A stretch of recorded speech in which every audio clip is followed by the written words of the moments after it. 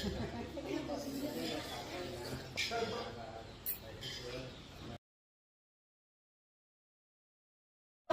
ko niya, mo tiga kasi mabatok.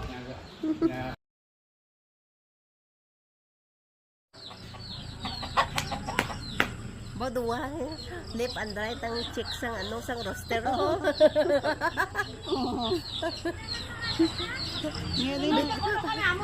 Between two lovers. Oh, may ano. Sunod ka lang. Ay, ate na tanas sa graduation. Nami gid madapay. Inday, sunod ka lang to. Tapos pag-toplen, balik na kami dahil.